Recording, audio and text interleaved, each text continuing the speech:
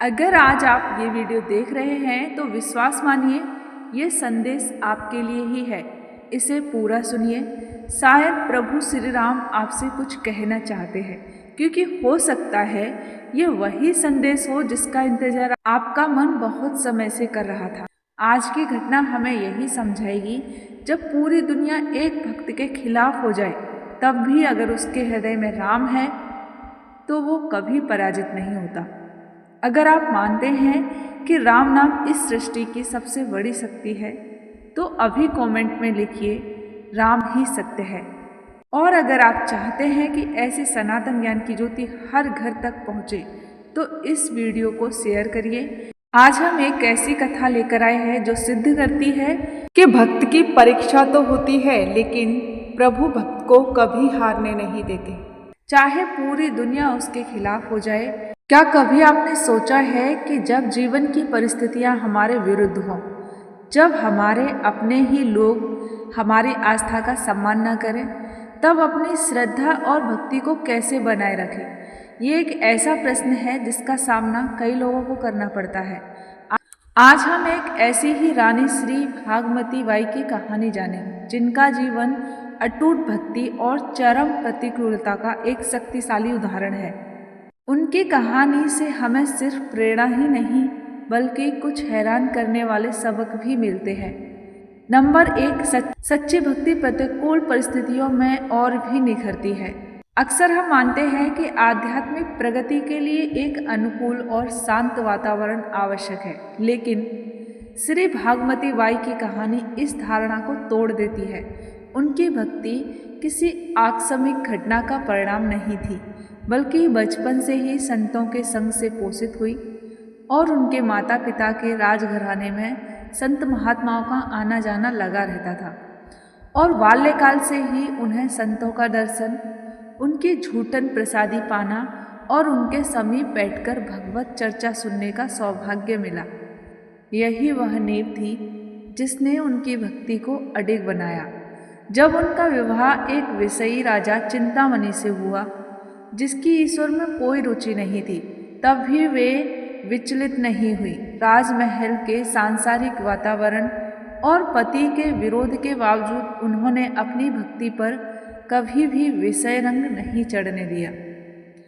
यह एक सच्चे निष्ठावान उपासक की पहचान है, जिसका एकमात्र आश्रय सांसारिक रिश्ते जैसे पति, पुत्र या पुत्री नहीं बल्कि स्वयं प्रभु होते हैं। अब नंबर 2 है, भक्ति का आनंद शारीरिक कष्ट से परे होता है।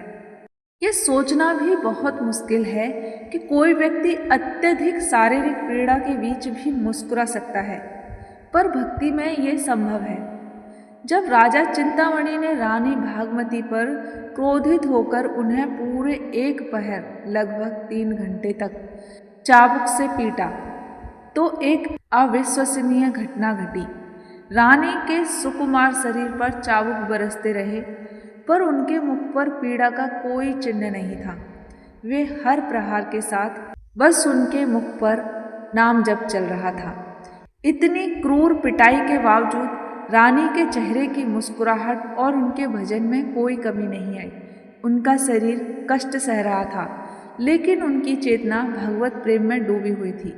ये घटना इस गहरे सत्य को उजागर करती है कि भक्ति से मिलने वाला आनंद अखंड होता है और ये शरीर को होने वाले सुख दुख के अनुभवों से पूरी तरह परे है। नंबर 3 है, भक्त का अपमान करने का परिणाम भयानक होता है। शास्त्रों में भक्त के अपमान को सबसे बड़ा अपराध माना गया है। अपने भक्त का अपमान प्रभु कभी स्वीकार नहीं करते और राजा चिंतामणि को इसका भयानक परिणाम भुगतना पड़ा। जब चाबुक और प्रताड़ना से भी रानी की भक्ति नहीं डिगी तो राजा ने क्रूरता की सारी हदें पार कर दी। उसने रानी भागमती बाई को भूमि पर लिटाकर उनकी छाती के ऊपर सेज बिछाई और छोटी रानी इंदुमती के संग रात भर हंसी ठिठोली करता रहा। उस घोर अपराध होते ही ईश्वरीय दंड तुरंत प्रकट हुआ। राजा और छोटी रानी दोनों को अनियंत्रित उल्टियां होने लगी। इंदुमती की त्वचा इस तरह उधड़ने लगी मानो चाबुक के सारे प्रहार उसी के शरीर पर पड़े हों। ईश्वर भक्त पर हो रहे अत्याचार को कुछ समय के लिए सहन कर सकते हैं ताकि भक्ति की महानता प्रकट हो सके, लेकिन जब दंड मिलना शुरू होता है तो अपराधी को केवल वही भक्त बचा सकता है जिसका उसने अपमान किया है। ये ठीक वैसा ही है जैसे दुर्वासा ऋषि को सुदर्शन चक्र से बचने के लिए अंततः भक्त अम्बरीश जी के ही चरणों में आना पड़ा था।